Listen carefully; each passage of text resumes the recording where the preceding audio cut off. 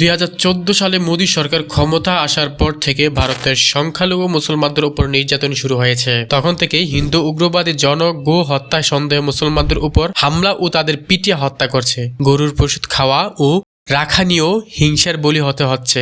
তাদের এই পরিস্থিতিতে মুসলমানদের উপর হত্যা ও নির্যাতনের বিষয়টি হালকা করে নেয়ার কোনো সুযোগ নেই।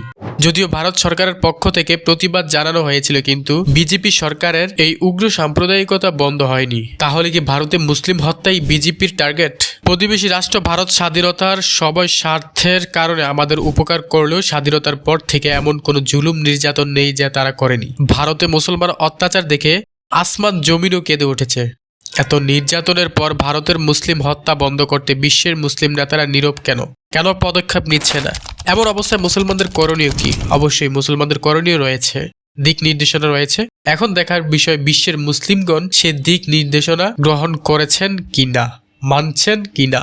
রাসূল সাল্লাল্লাহু আলাইহি ওয়াসাল্লাম বলেছেন, মুসলমানরা পরস্পর ভাই, অর্থাৎ দুনিয়ার কোথাও একজন মুসলমানও যদি আক্রান্ত হয়, আঘাতপ্রাপ্ত হয়, তাহলে দুনিয়ার প্রত্যেক মুসলমানই সে যাতনা কষ্ট অনুভব করবে এবং সেই কষ্ট দূর করার জন্য যথাসাধ্য চেষ্টা চালিয়ে যাবে। বিশ্বের বিভিন্ন জায়গায় আমাদের মুসলিম ভাই বোন সহ শিশুরা নির্যাতিত, লাঞ্ছিত, অপমানিত হচ্ছে, মার খাচ্ছে, খুন হচ্ছে, জবাই করে হত্যা করা হচ্ছে। আমাদের মা বোনদের নরপিপাসারা নিরীহভাবে হত্যা করছে, তাদের ইজ্জত আভ্রান্ত কেড়ে নিচ্ছে, গণধর্ষণের শিকার হচ্ছে। তা প্রতিহত করার জন্য উম্মাহ হিসেবে আমরা কি সাধ্য অনুযায়ী চেষ্টা করছি?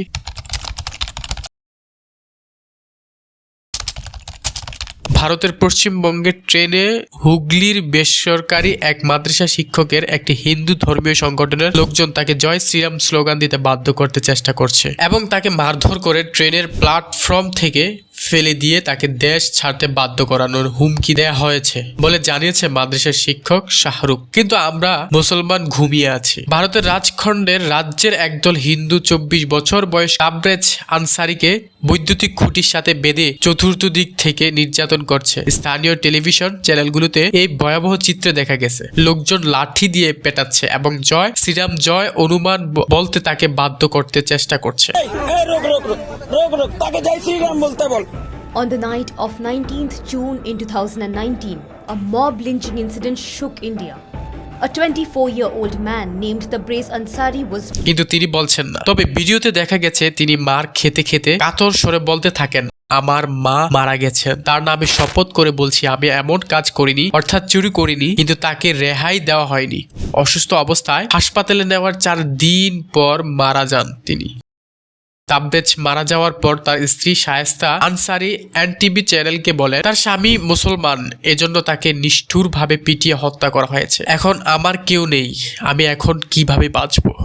এমনকি এক অন্ধ দাম্পত্যকে জয় শ্রীরাম স্লোগান দিতে বাধ্য করা হয়। 67 বছরের আবুল বাশার ও তার স্ত্রী বেদনা বিবি ধর্মমানের চিটাডাঙ্গা এলাকা দিয়ে যাওয়ার পথে কট্টর হিন্দু সংগঠনের সদস্যরা তাদের ঘিরে ধরে জয় শ্রীরাম ও জয় মা স্লোগান দিতে বাধ্য করে। হিন্দুদের সমাজ কি এতটাই নিচে নেমে গেছে যে অন্ধ দম্পতিকে জয় শ্রীরাম বলতে বাধ্য করা হচ্ছে? তাদের ভগবান রাম কি এই অপরাধের অনুমতি দেন? সম্প্রদায়ের লোক লুটপাট করে আগুন জ্বালিয়ে দিয়েছে। অনলাইনে প্রায় দেখা গেছে রমজান মাসে তারাবি নামাজ বন্ধ করে দিয়েছে, আজানের সময় মাইক খুলে নিয়ে গিয়েছে, মুসলমানদের মসজিদ থেকে ঘাড় ধরে বের করে দিচ্ছে, একটি মসজিদ ভেঙে চুরমার করে দিচ্ছে। ঈদের নামাজ চলাকালীন সময়ে তীর ধনুকে হামলায় তীরবিদ্ধ হয়েছে যুবক। মুসলিমদের রক্তমাখা ঈদুল ফিতরে ফেসবুক দেখেননি এমন কেউ বোধ হয় নাই। ভারত যখন 2009 সালে টিপাই মুখে বাদ দেওয়া শুরু করেছিল, ঠিক তখনই এই দলটির রাজনীতি ঢাকা থেকে টিপাই মুখ অভিমুখে লক্ষ লক্ষ নেতাকর্মী নিয়ে লং মার্চ করে সিলেটের টিপাই মুখ অভিমুখে সমাবেশ করে বাদ বন্ধের জন্য ভারত সরকারকে কঠোর হুঁশিয়ারি প্রদান করেন। এতে ভারত সরকার টিপাই মুখ বাদ বন্ধ করে তারই ধারাবাহিকতা ভারতের মুসলিম নির্যাতন বন্ধে যে কোনো কঠিন কর্মসূচি দিতেও তারা প্রস্তুত রয়েছে। নিরাপত্তার অনুভূতি ও আত্মপরিচয়ের সংকট। ভারতের মুসলমানদের সবচেয়ে বড় কষ্টগুলোর একটি হলো নিরাপত্তাহীনতা।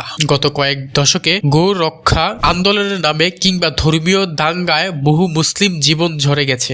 অনেক মুসলিম পরিবার আজও ভয়ে দিন কাটায়, কখন কি হবে, কারো হাতে শিকার হবে, কারো হাতে শিকার হব কিনা।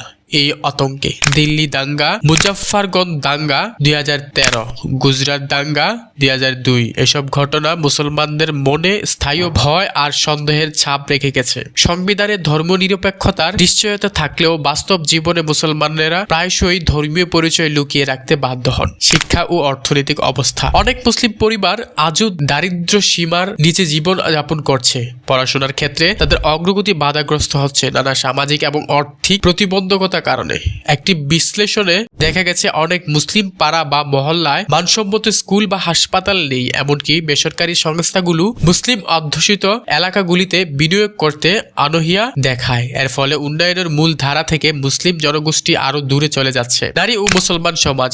ভারতীয় মুসলিম নারীরা দ্বিগুণ বঞ্চনা শিকার। ধর্মীয় পরিচয় এবং নারী পরিচয় দুই দিকে থেকেই শিক্ষা ও কর্মসংস্থানে মুসলিম নারীদের অংশগ্রহণ অত্যন্ত কম। যদিও সাম্প্রতিক সময়ে অনেক মুসলিম মেয়ে উচ্চশিক্ষা পেশাগত ক্ষেত্রে এগিয়ে আসছেন, তথাপি গড় পরতা চিত্রে এখনো উদ্বেগজনক। আলোচকটা ও সম্ভাবনার ইঙ্গিত। সবকিছু সত্ত্বেও আশার আলো একেবারে নিভে যায়নি। নানা সামাজিক সংগঠন, মুসলিম তরুণ সমাজ এবং কিছু সচেতন নেতাদের মাধ্যমে আজ পরিবর্তন প্রচেষ্টা চলছে। ভারতের অনেক মুসলিম তরুণ তরুণী আইআইটি, আইআইএম, ইউপিএসসি এর মতো পরীক্ষায় সাফল্য অর্জন করেছে। প্রযুক্তি, সাহিত্য, খেলাধুলা, চলচ্চিত্র সহ নানা ক্ষেত্রে মুসলিমরা নিজস্ব মেধা ও পরিশ্রমের মাধ্যমে পরিচয় তৈরি করেছে। ভারতের মুসলিমরা কেবল একটি ধর্মীয় গোষ্ঠী নয়, তারা ভারতের অঙ্গ। তাদের উন্নতি মানেই ভারতের উন্নতি। কোনো গোষ্ঠীকে পিছিয়ে রেখে ভারত তার প্রকৃত ধর্মনিরপেক্ষ এবং গণতান্ত্রিক চরিত্র বজায় রাখতে পারবে না।